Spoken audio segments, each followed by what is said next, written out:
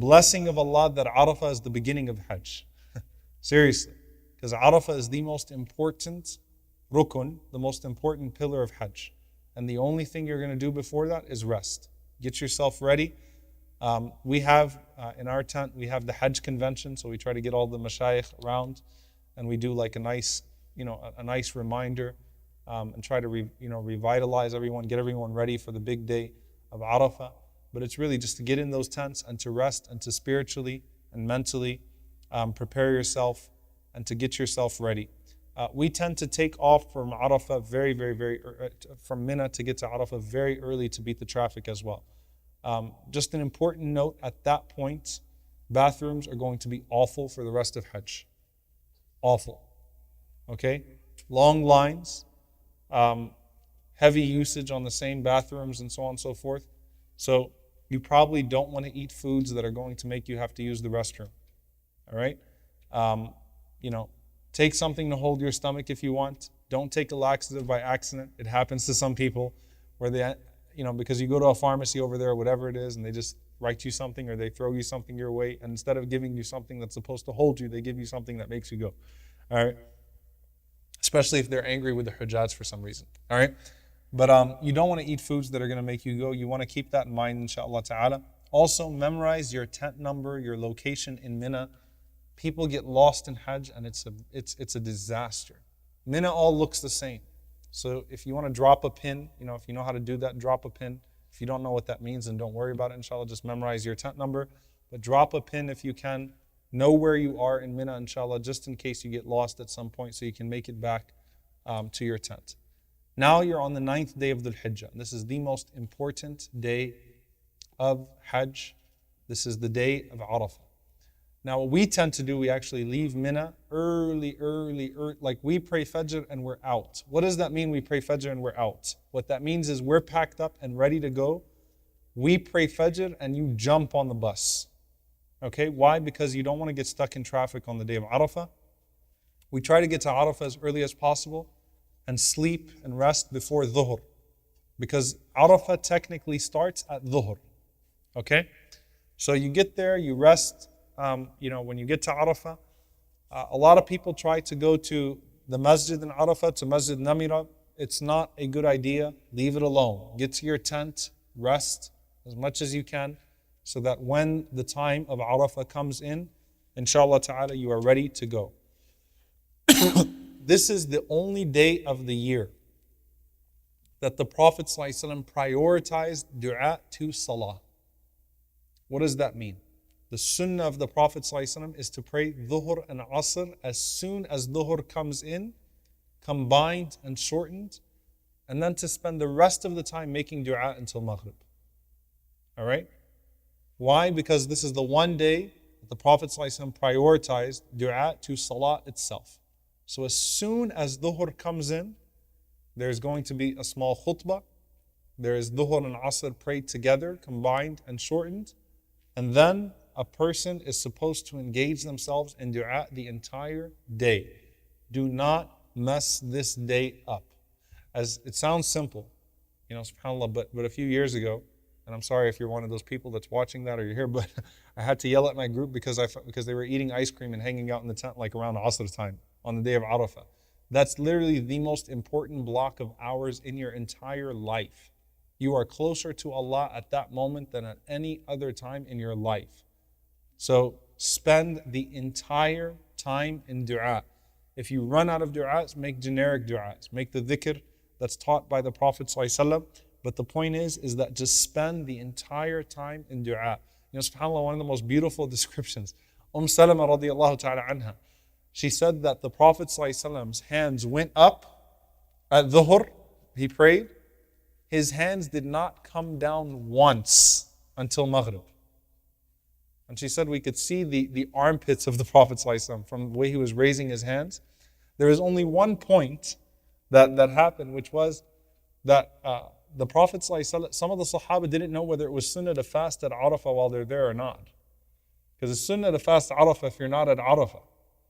So they didn't know if they were supposed to be fasting or not. But the Prophet ﷺ, he literally was in his spot making dua and he wasn't moving. So finally, she went to him and she told the Prophet ﷺ that I think they're waiting to see if you're going to drink or eat or not. So the Prophet ﷺ, he took a cup of milk, he raised it up, the Sahaba saw it, he still had his hands raised, he drank from it, so they all drank, and then he went back to his dua. That was the only interruption on the day of the Prophet ﷺ in Arafah, right? Just to show them that they shouldn't be fasting. So it's not sunnah to fast Arafah while you're there, it's sunnah if you're not there, okay? So don't waste a single moment of the dua of Arafah. Don't let some guide come and take you to a special place. Stay to your tent. All of it is Arafah. When I say stay to your tent, I don't mean inside your tent. Go around. But don't think that if I go to this mountain or if I go here, it's going to be more barakah. The Prophet ﷺ said, all of Arafah is Arafah. The entire plain is Arafah. Okay? So just where you are, inshaAllah ta'ala, listen carefully to the khutbah. Do your dhuhr and asr. And then the Prophet ﷺ said, the best thing that I and the Prophets have said on the eve of Arafah is La ilaha illallah wahdahu la sharika lah lahul mulku wa lahul hamd wa huwa ala kulli shay'in qadir. He said that's the best form of remembrance, the best form of dhikr that can be made on the day of Arafah. What that means is if you have like a moment or you have some time, you're walking to the restroom, whatever it may be, you're walking to get some water, or if you're trying to think of what you want to make dua for next, constantly use those words, inshaAllah ta'ala, as transition points to keep yourself busy with dhikr throughout the day of Arafah. You don't have to go and look for congregational dua. Allah doesn't need you to sound nice or to rhyme or to make dua in Arabic. Focus on making your personal du'as in your own language, inshaAllah ta'ala, as you go through Arafah. And then once the sun sets, at that point the day of Arafah is officially concluded. Now you can stay in Arafah after that, but the day of Arafah is done. The sunnah of the Prophet ﷺ is to pray Maghrib and Isha combined and shortened in Muzdalifah. Okay, so you don't pray in Arafah once Maghrib comes in. You'll wait until you make it to Muzdalifah. Muzdalifah is quite close to Arafah. It's not far away. But the Prophet ﷺ would make his way to Muzdalifah and he would rush to Muzdalifah. And Muzdalifah, subhanAllah, is just, it's unbelievable. It's a sight like no sight that you'll ever see. It's literally a sight of the Day of Judgment. It's unbelievable. It's just people packed, no accommodations on an empty plain, subhanAllah, and it's something else. It's something to experience, and it's something to see. It's horrifying to some people because there is no accommodation, subhanAllah. It's literally like arriving, it feels like you're arriving at the Day of Judgment, right? So you get there, people will have their spots if you're able to find a spot. So a lot of times, be prepared to not sleep on them. Honestly, some people don't even get to sleep on the night. I've been to Hajj multiple times. Annually, I can't think of a time that I slept in Muzdalifah. That's just me though. I'm a light sleeper. All right, but it's very difficult to find a spot. Literally, you just be crushed in there, feet on top of you, feet on your right, feet on your left, feet on your feet, right? It's just feet everywhere, okay? But it's a tough situation. The sunnah of the Prophet ﷺ is to leave for Muzdalifah sometime after the sun sets. When you reach Muzdalifah, you face the Qibla. The dhikr is to say Allahu Akbar, Allahu Ahad, La ilaha illallah. Allahu Akbar, Allahu Ahad, La ilaha illallah. He would pray Maghrib and Isha combined and joined. The sunnah, interestingly enough, on that night is to not do Qiyamul Layl. Okay? The Prophet ﷺ would pray witr and he would sleep. Why? Because the next day is a very busy day.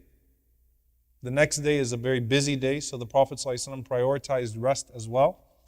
At that point, a lot of people like to collect stones. It's convenient to collect stones. It's not particularly virtuous to collect stones in Muzdalifah. It just makes sense because in Mina, it's hard to collect stones.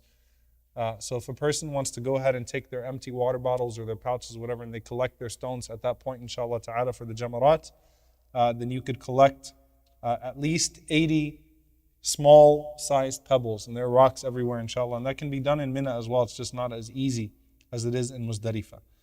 So remember, everyone sleeps on the ground outside.